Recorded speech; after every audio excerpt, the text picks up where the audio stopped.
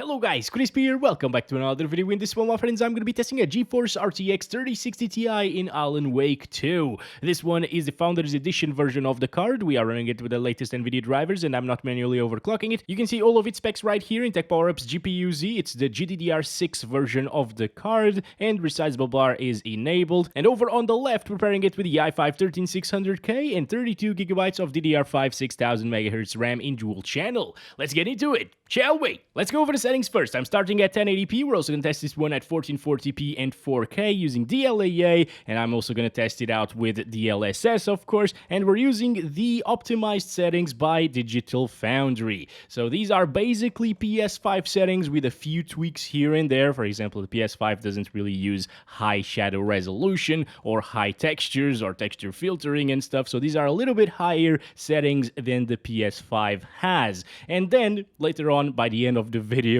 I'm gonna use some ray tracing, but I really don't recommend it. Okay, so let's go ahead and continue. All right, here we have it. I'm gonna start counting our FPS, and we're just below 60 frames per second. This is very similar to what we saw with the RX 6700 XT. That GPU dropped into like the mid 40s around here, and this one is dropping into the low 50s, so it might be a little bit faster, which makes a bit of sense as well because this is an Nvidia sponsored title, you know. Also, VRAM utilization is very much up there, guys. 7.8 gigabytes or 7800 megabytes actually. But the good thing is this game doesn't really start stuttering like crazy like other games do when you run out of VRAM, so I will still utilize the high textures. I think it's worth enabling those. Frame time consistency is also a little bit better than what we saw with the RX 6700 XT as well, and that GPU is a 12 gigabyte card. So yeah, there are no issues here with having 8 gigabytes of VRAM and playing with these settings that we're utilizing at the moment. There are some flickering textures every now and again, guys. I can notice that. I'm not sure why that's happening.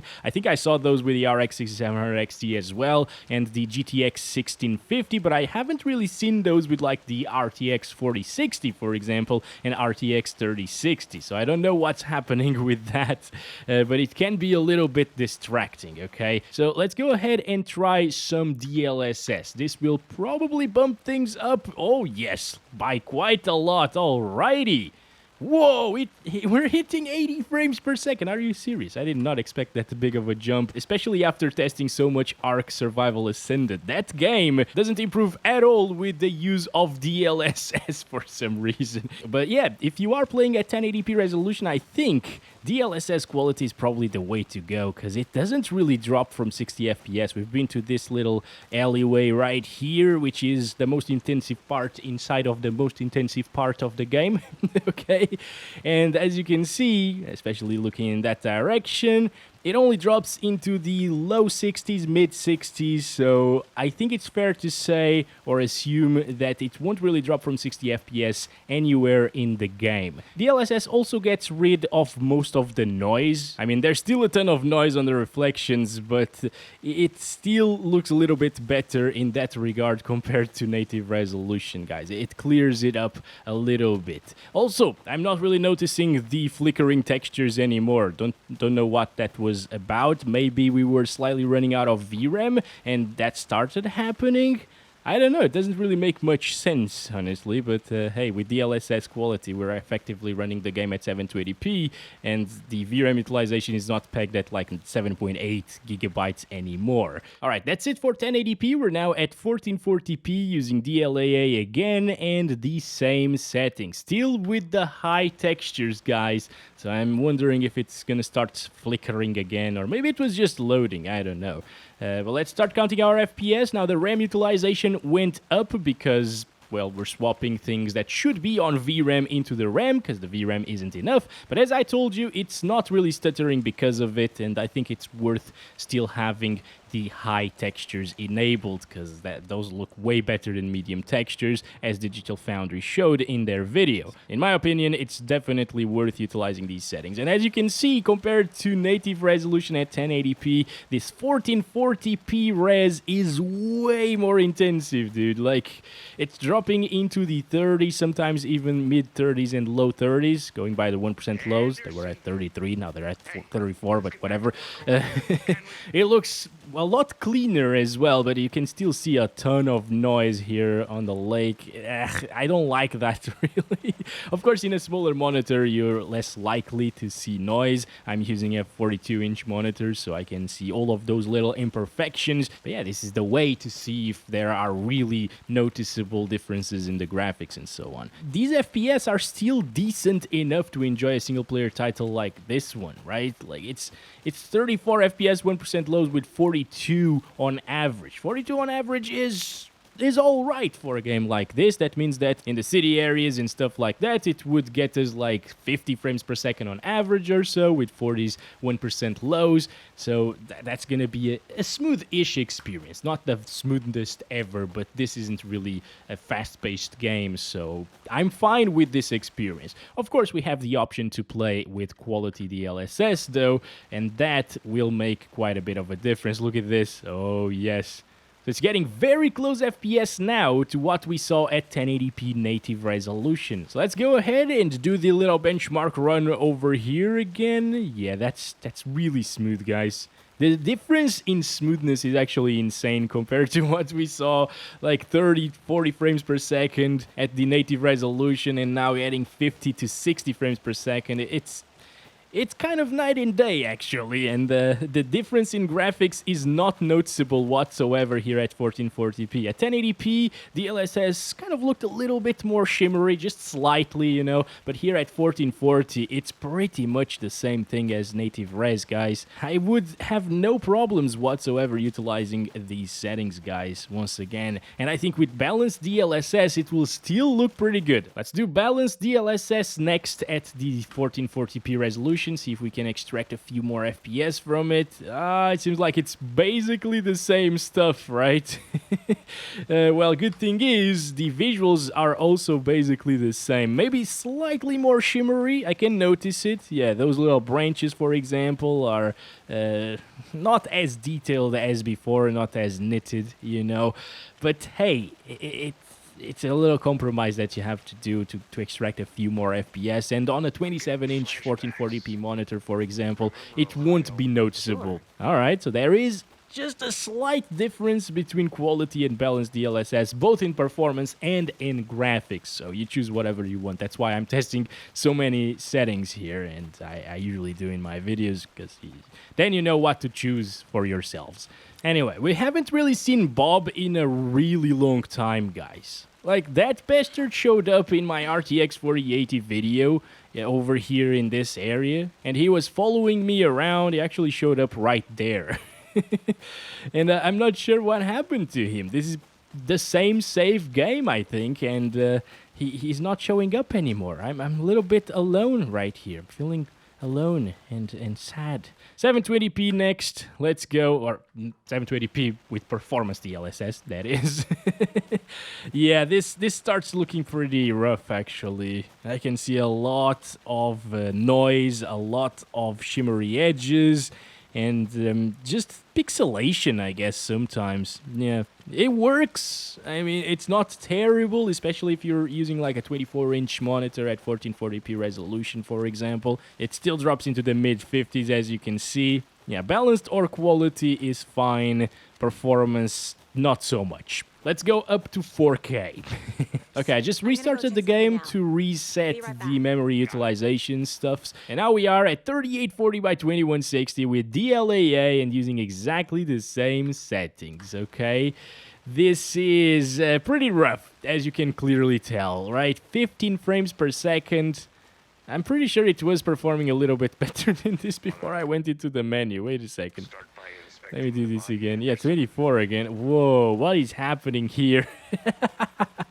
So, it's cinematic. It's very cinematic. If you're into movies and stuff, this not only looks like a movie, because it looks very, very good, but it also performs like a movie. Just add a little bit of motion blur and you're golden. The bad thing is, it has a lot of frame skips. Look at that.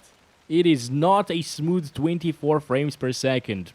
Well, I never heard of a smooth 24 frames per second, honestly. But it's not consistent, okay? So what you need to do to fix it is lock the FPS, but I'm not really gonna do that because what's the point? It's 20-something FPS. It's not doable, right? So let's enable quality DLSS, which makes the game render at 1440p internally and upscales it to 4K. You can see the RAM usage went down, VRAM usage went down by a little bit as well, and now it's performing much better. Now I can tell a slight difference between this and native resolution. Once again, just because I have a 42-inch monitor. If I had like a 32-inch 4K monitor, which is probably the best size for desktop monitors here at 4K resolution in 2023, I would not be able to tell a difference whatsoever. And after running around for a little bit, I can't really tell much of a difference either. But what I'd do here with DLSS quality at 4K resolution is I would lock the FPS, and that would make things a lot more consistent, because I'm still feeling a couple of frame skips here and there, guys.